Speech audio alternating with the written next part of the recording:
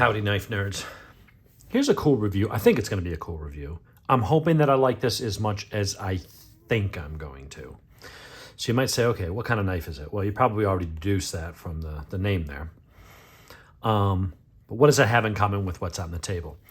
I have a quick kind of small piece of my collection.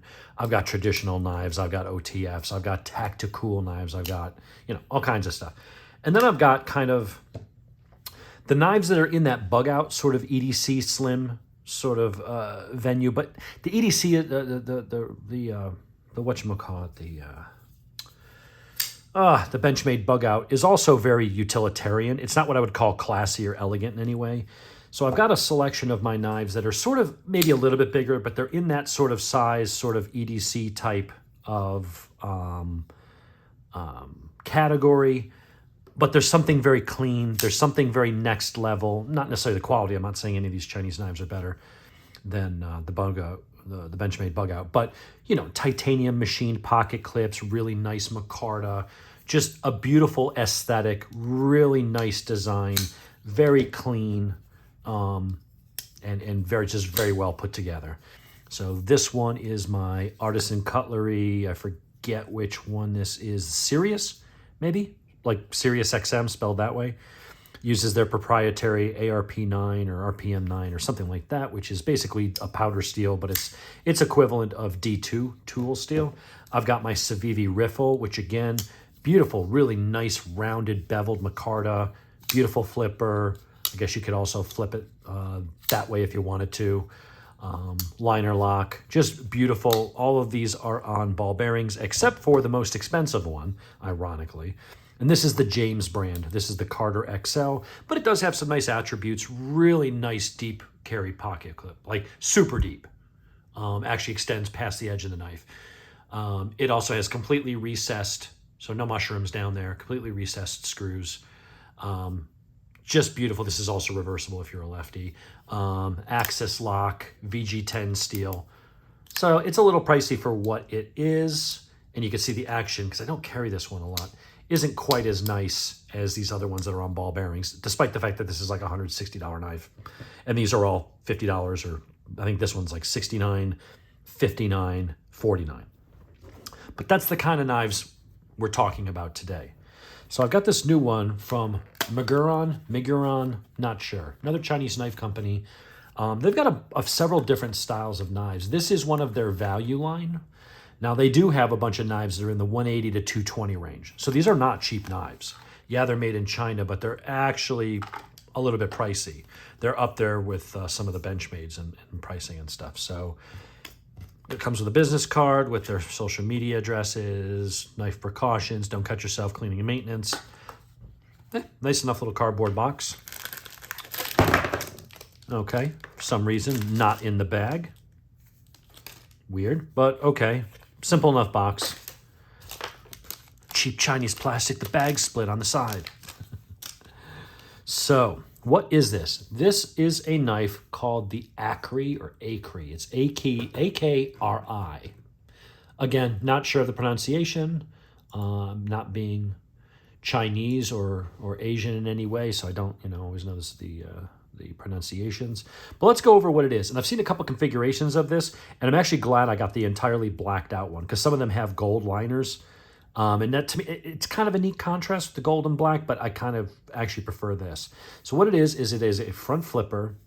The handle scale, let's go over the specs real quick. Overall length is 8.3 inches. The blade length is 3.5. It's 0.12 inches thick, so about 1/8 of an inch. That's a fairly thick piece of steel. It is Sandvic 14C and 28N, black PVD coating. It is a nice drop point. Rockwell hardness of 58 to 59. Handle thickness is 0.55, and it is black G10 with steel black coated PVD coated liners. Those liners, it's hard to see in that lighting, but those are do I have a flashlight up here? Probably the only flashlight I have is on the phone, which I'm using as a camera. All right, don't have a flashlight right handy.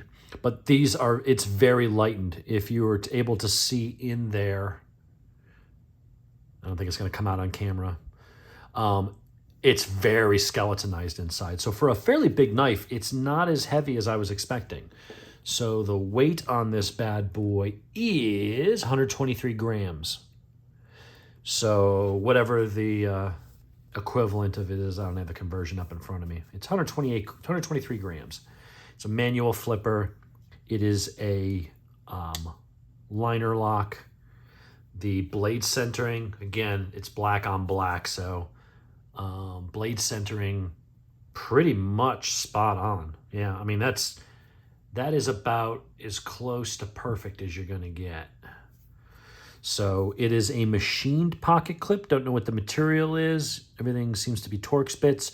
Everything is recessed. Not really deep carry, but deep enough. I mean, and being all black, at least it's subdued. It's not a bright color sticking out.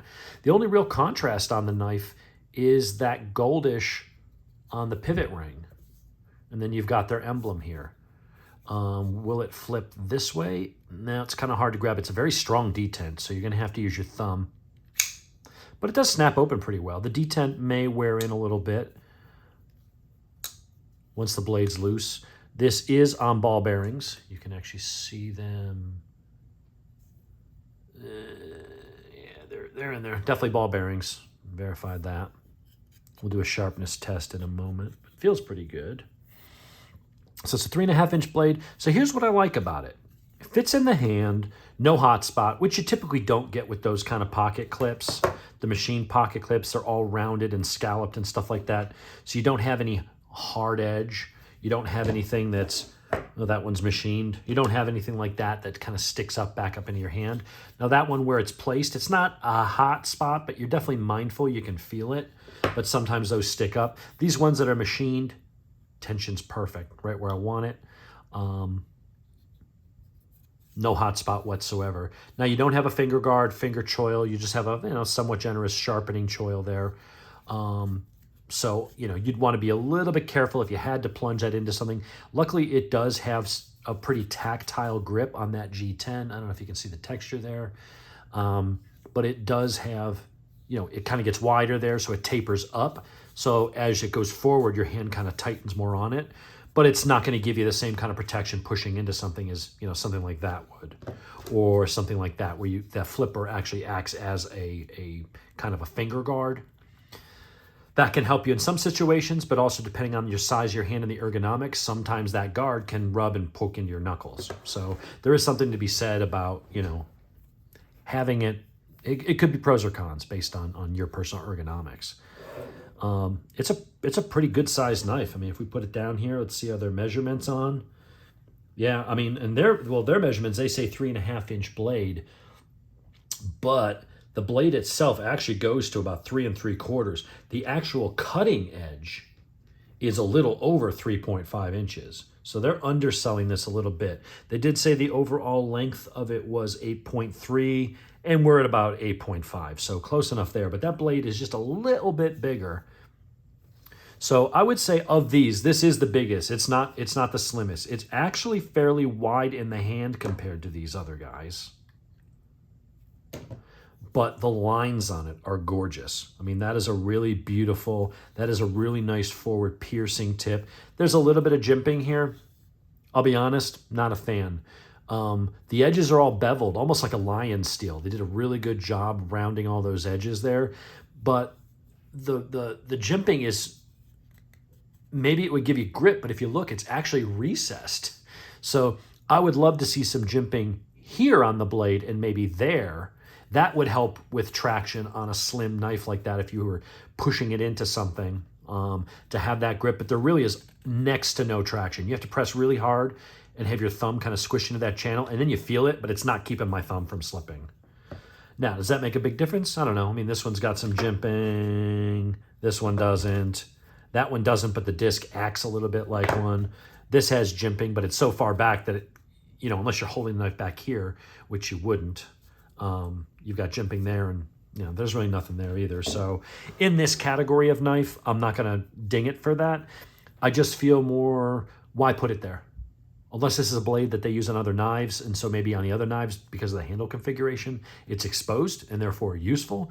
But here in this configuration, it's not really doing anything. So I'd almost prefer to not have it so that it just went with the overall clean, uninterrupted, everything smooth, arcing lines that is the design language of everything else on this blade.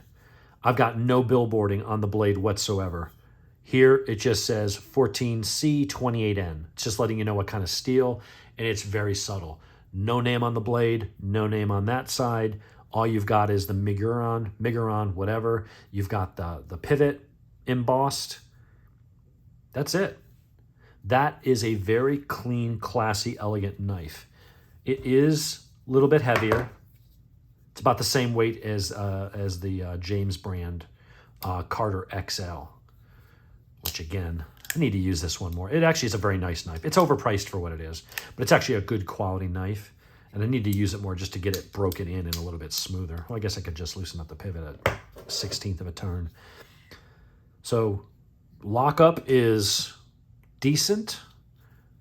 Once you unlock it and get past the detent, very little effort. So it does, the blade is, it has a strong detent. And I'm not, honestly, I'm not a big fan of front flippers just because you got to shift. I mean, these things, it's like no matter how you grip it, the flipper's right there, you just bang, it opens up.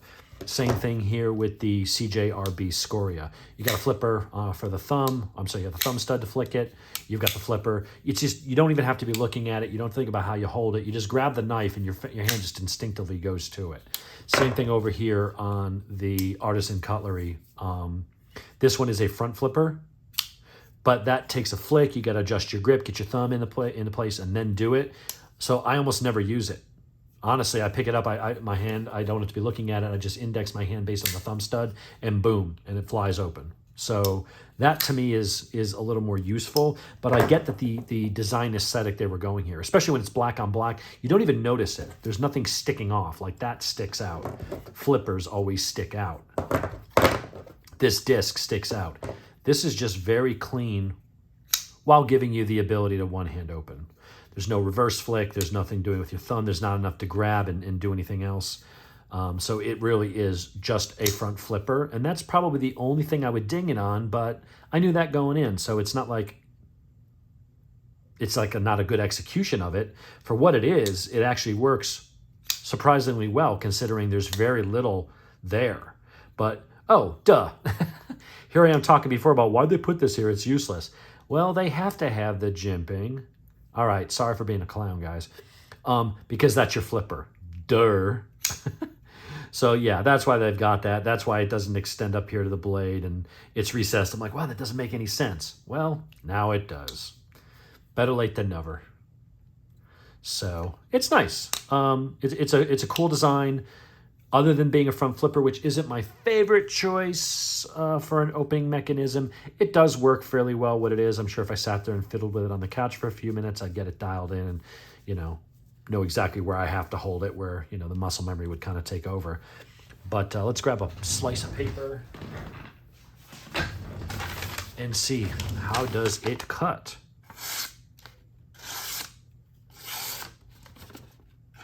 It's not the sharpest knife out of the box I've had, but it's doing the job. Will it do a push test? Yeah, actually is doing a push test.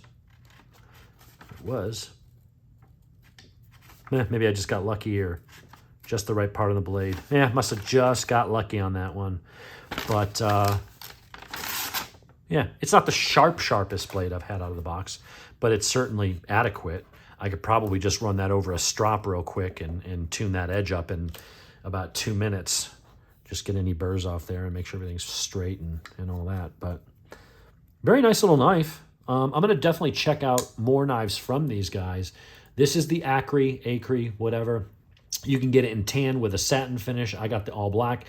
The only one I can find on Amazon is this one, this particular configuration. But if you go right to their website, I'll throw a link in the description. They've got a one called a Flix, which has M390 and titanium and carbon fiber. They've got a Centurion 2. They've got a Pagos, Carix. They've got some other knives. And again, this is kind of this, and the Valona are their entry level kind of, basic ones. So think of your Wee knives, and then you got Civivi, you've got who makes Artisan Cutlery has CJRB, Spyderco has I think Bird or Raven or one of those knives is a sub brand of Spyderco. And so here you've got the same thing, although they are all the same brand, so they're not using different naming conventions for the brand. They are sold under the same label, but they do have upper level knives, and those are all going from like 174 up to 210. So they've got some really nice premium knives, and they're beautiful designs. I might have to check out one of those one day. But this is my first from them, and so far, it's definitely punching above its weight class. For $50, that's a really nice, elegant, clean, well-executed knife. No blade play. I mean, that's a fairly thick blade stock with bearings you wouldn't expect, but I mean, there is no wiggle in any direction. So while it may not be as thin and svelte as some of these, it's not much bigger, but it is quite a bit more stout. So it would be nice if they had a thinner, lighter version of this, because it's EDCable, absolutely. But, if you're going for super light, super discreet, super slim, it's not quite in that category. It's a good bit thicker.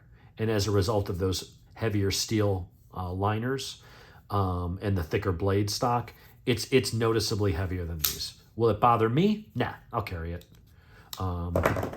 But in my head, I was thinking it was going to be something more like this, really thin, really discreet, and it's almost there. But you can definitely feel it's a beefier knife. Size-wise, it's not much bigger in any of these other dimensions, other than that and the subsequent weight. These have very small, thin liners under the G10. These are exposed. Now, while they did a lot to lighten them, they're still pretty hefty. So, cool knife, though. Definitely a cool knife. Check it out. I'll have another one coming late in the week. That one you might want to stay tuned for. That's going to be a legit, I got a call from Lindsay at Medford Knife and Tool, and she said, hey, we're done with your knife. It is manufactured, past quality control, and it's going out Friday or Monday. I'm assuming it's going out Monday because I didn't get the UPS or the tracking number emailed to me.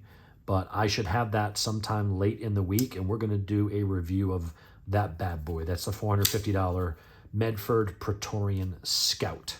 So, but that's all right. We'll talk about that then. This is all about the Miguron Akri.